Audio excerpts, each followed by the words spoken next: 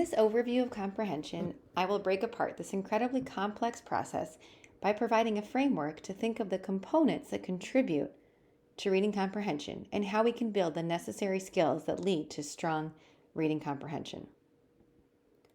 Here we see again Scarborough's reading rope, a visual representation of the many sub-skills that go into skilled reading. We sometimes think of comprehension as a student product. We think of how students can express their understanding in writing or if they're expressing themselves orally. But when we look at all the different components that go into being able to both read words and make meaning out of them, it becomes clear that comprehension is really more than a product. It involves many different language processes and skills. We won't achieve a high-quality product unless we have effective and efficient processes.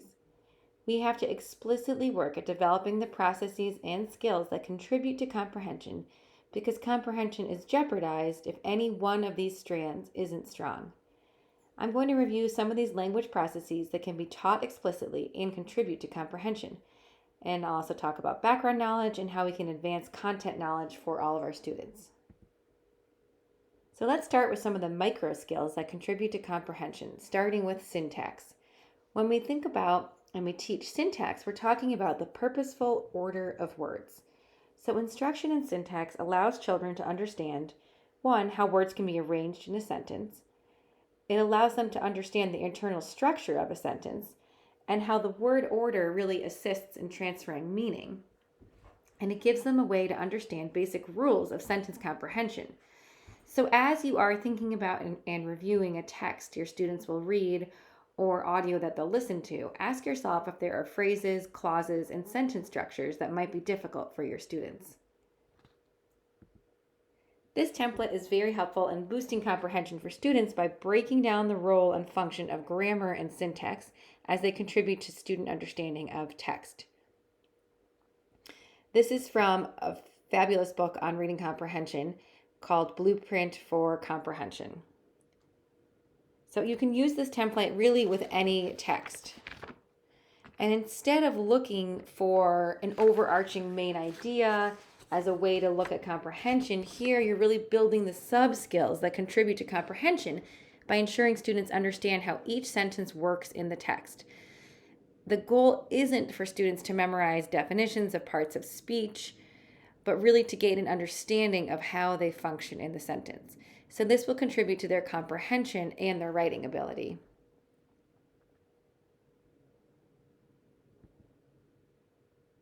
Here you can see what the same template looks like filled in.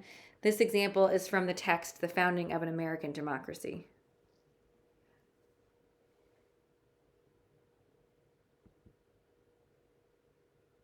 Using the same text, The Founding of American Democracy, as an example, you can see here another activity to provide students with a way to create understanding by engaging with teacher-chosen words from the text and categorizing them by their function.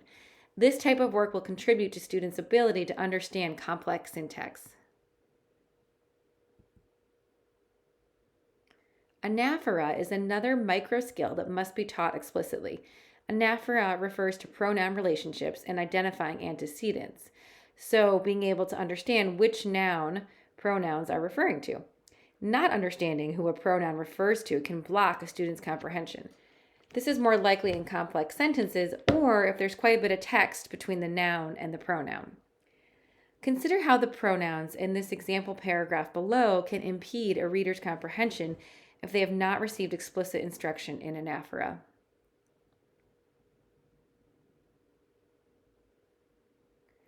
Explicit instruction in identifying anaphora, again those antecedent relationships, and practicing this skill in longer texts improve students' ability to correctly identify these relationships in short passages and longer narrative pieces and, of course, informational texts as well.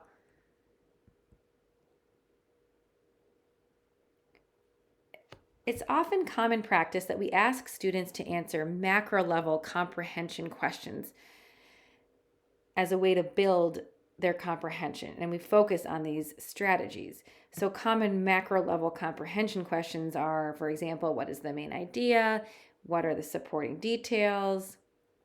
These macro level questions are incredibly challenging for a student who lacks the micro skills of comprehension.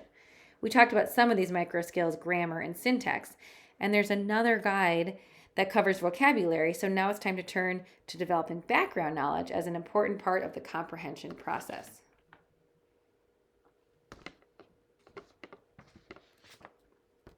The journalist and author Natalie Wexler likes to say that knowledge is like Velcro. You need to have knowledge so that more knowledge has somewhere to stick. In the early grades, it's critical to build background knowledge through read-alouds, although read-alouds don't have to be limited to younger grades. Building knowledge through read-alouds is also correlated to building oral language skills, something that is well documented in research to contribute to better reading outcomes. Having students listen to audio and, of course, read extensively in the content areas is critical for building background knowledge. Emergent readers and struggling readers won't gain sufficient background knowledge if they are limited to text they can decode independently. Here we have important ideas to think about as you work to create a knowledge network for students by exploring topics in depth. If you read an article, for example, or a book one day about constellations, and one day you read a text on insects, and the next you move on to, for example, to community heroes, you aren't allowing children to develop connections between ideas, and these ideas become free-floating and won't be retained in memory. Topics should cover a long enough time period so students are able to make important connections. They need to create lasting connections between words and ideas and how these relate to each other and to a larger concept. So examples of topics could be aquatic animals, civil engineering, civil rights, climate change, the list goes on. Here are 5 research-based principles that will build knowledge networks for your students. These examples lend themselves to younger students, but they can be readily applied to older students as well. So number 1, don't go too fast. Stay on a topic for 2 or even 3 if engagement is high weeks. It takes time to develop depth of knowledge and the associated vocabulary. Remember, you're developing order and structure around big ideas, and this takes time. Number 2, don't start read-alouds with a picture walk. A picture walk is when you show students a book's pictures before reading and you ask them to hypothesize what happens in the story based on what they see. Students can develop the wrong idea during picture walks, and it can be difficult for them to let go of these ideas. In a few words, set the stage for the book and provide a kid-friendly definition of vocabulary words. Dr. Susan Newman, who researches building background knowledge through read-alouds, gives this example. She holds up a book about a cave and says, "This is a book about a cave. A cave is a hole in a mountain." So the explanation is short, sweet, and you get on to reading the book. With this approach, you begin the lesson with everyone having the same entry point, with the same information. Number 3, use multiple genres over the course of time you study a topic. It can be wonderful to start with a predictable storybook that children are very comfortable with. This allows for co-participation between students and teachers and provides an emotional connection. Next, move on to information books on the same topic. These information books will have the dense language you need to build vocabulary and content knowledge. But narrative language tends to be easier for young children, and most children really, by starting with a storybook. You give them a comfortable starting point. Number 4, distributed review. So always try to provide opportunities to review topics over time. Space the review out over the course of various intervals.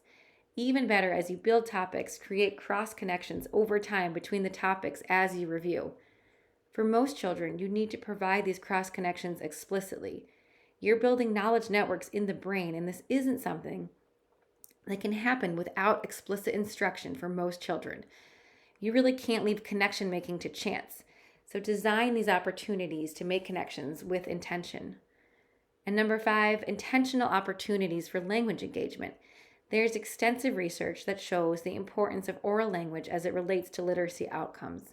We need our children to be able to understand and use complex language structures, vocabulary, and syntax.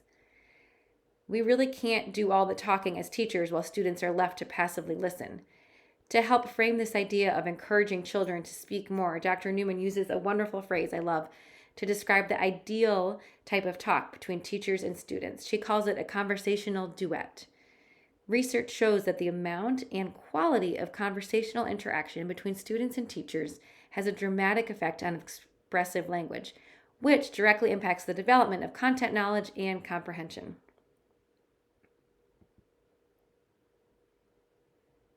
Some of the examples of Picture walks and storybooks might seem too elementary for older students, but some older students can engage with a picture book as an entry point for a topic. And you can elevate the level of text either through reading or through audio and still use the same concept of using multiple genres. Just think about poetry, magazine articles, podcasts, TED Talks. It really makes sense to think about how if a student can talk about a topic, they have a much better chance of being able to comprehend it when they read. Writing is also a very important vehicle to build comprehension. Students should always write about what they read, as reading and writing are mutually reinforcing skills.